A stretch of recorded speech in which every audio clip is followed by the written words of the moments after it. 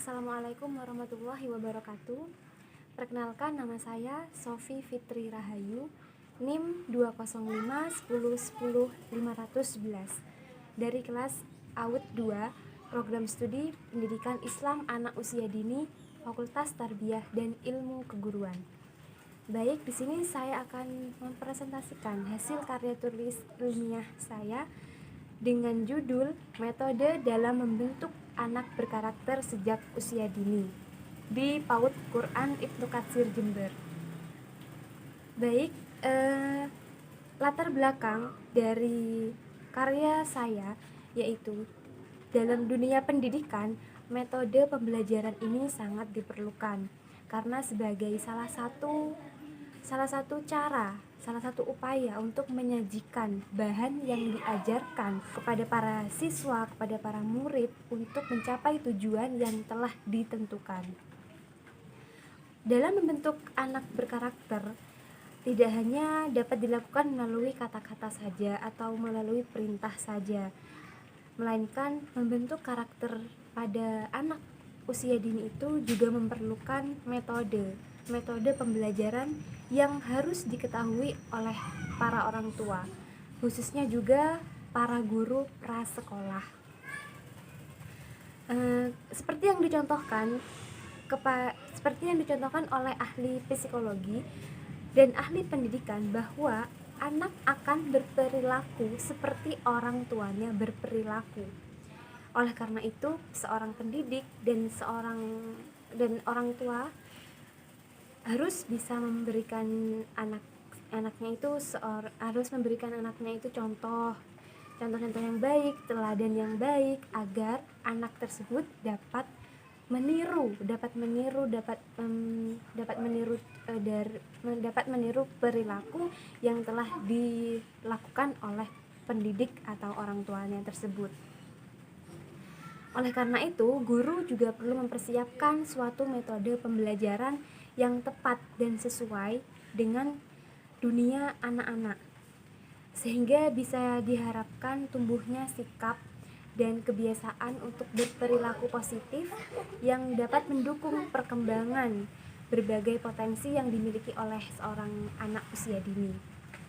Kemudian langsung saja kita masuk kepada rumusan masalah.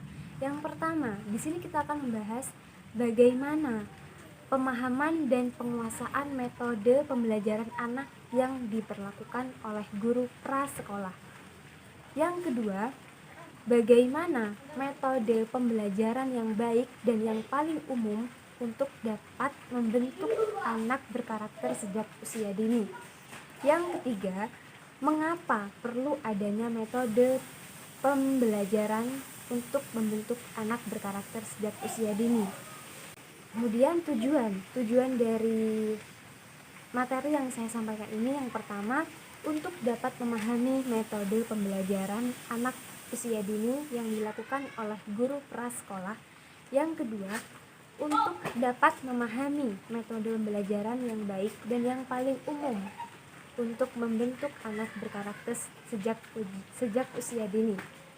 Tujuan yang ketiga untuk dapat mengetahui pentingnya metode pembelajaran dalam membentuk anak berkarakter sejak usia dini. Langsung saja kita masuk pada pembahasan. Materi yang pertama, yaitu metode pembelajaran oleh guru prasekolah. Pemahaman dan penguasaan metode pembelajaran dalam membentuk anak berkarakter usia dini itu merupakan hal yang sangat mutlak dilakukan oleh guru-guru prasekolah, yaitu yang dapat dilakukan oleh guru-guru prasekolah pada umumnya. Semisalnya, yang pertama, sesuaikan dengan karakteristik anak tersebut yang umum, yang lazimnya itu anak-anak usia dini yang bersifatnya masih aktif, memiliki kemampuan untuk berkreasi. Yang kedua, pada dasarnya anak belajar pada situasi yang menyeluruh, maka cara pembelajarannya juga terpadu dan cocok untuk dilaksanakan bagi anak usia dini. Yang ketiga, caranya pembelajaran cara mempelajari, cara memberikan contoh, cara memberikan materi kepada anak-anak usia dini itu tidak terstruktur, sifatnya fleksibel. Adanya perbedaan, pastinya adanya perbedaan antara individu. Anak yang satu dengan anak yang lain tentunya berbeda-beda. Oleh karena itu, guru harus harus dapat memahami dan dapat menyediakan alternatif atau solusi untuk memberikan kesiapan pada anak-anak untuk mengatasi masalah perbedaan-perbedaan karakteristik yang dimiliki oleh anak-anak tersebut. Kemudian memberikan kesempatan kepada anak-anak untuk berinteraksi, baik dengan guru, baik dengan teman, baik dengan orang tuanya, maupun di lingkungan sekitarnya. Selanjutnya, hal yang perlu diprioritaskan adalah penerapan bermain sebagai sarana belajar untuk taman kanak-kanak. Karena anak-anak usia dini itu biasanya mereka belajar harus dengan bermain, karena itu sudah merupakan hal yang mutlak bagi anak-anak usia dini. Pembahasan yang kedua yaitu metode umum membentuk anak berkarakter sejak usia dini.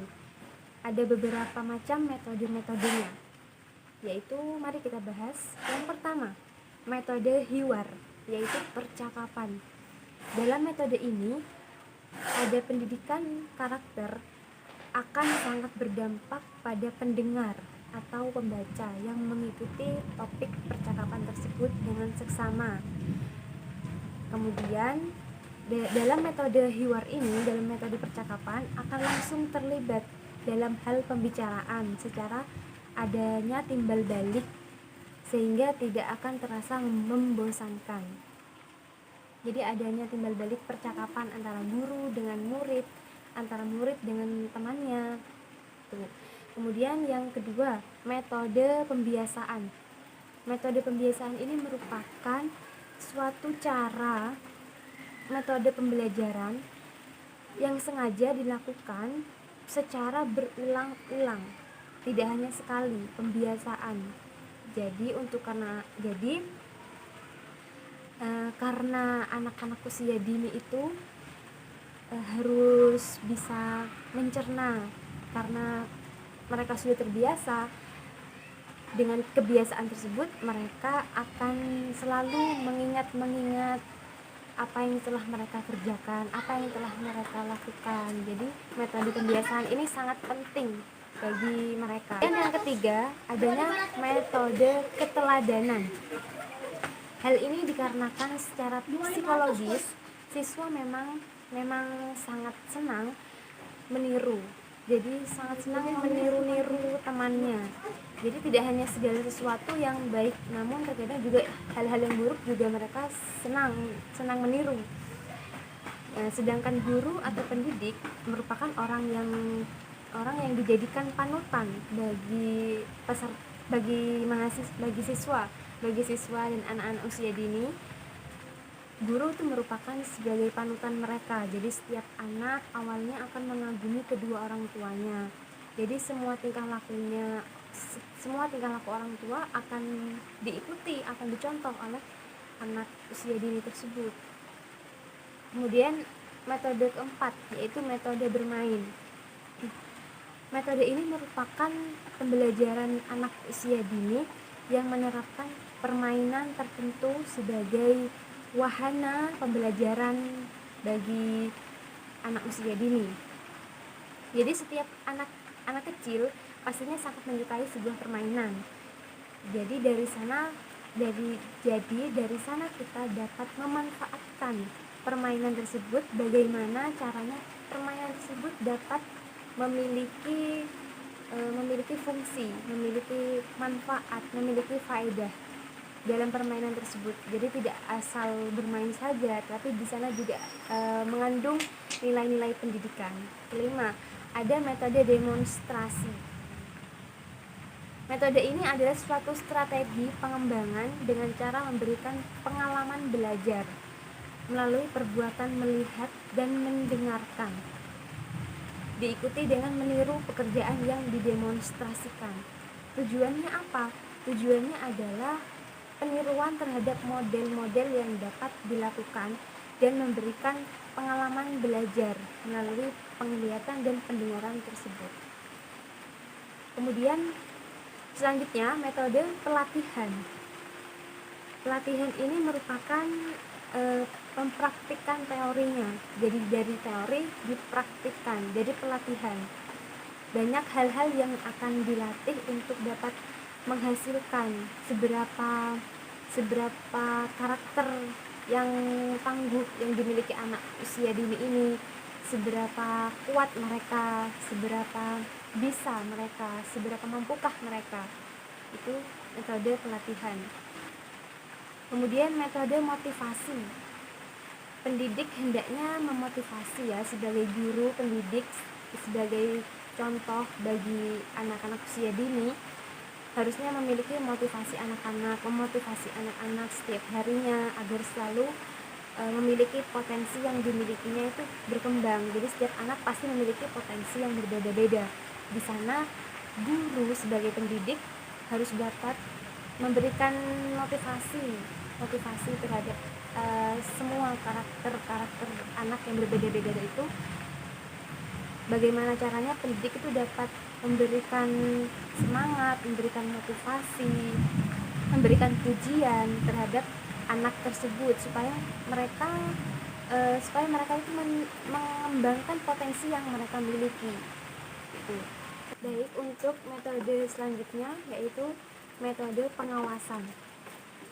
Metode pengawasan ini dapat membentengi anak-anak dari pengaruh negatif, pengaruh buruk dari luar yang dapat mempengaruhi jiwa psikis mereka.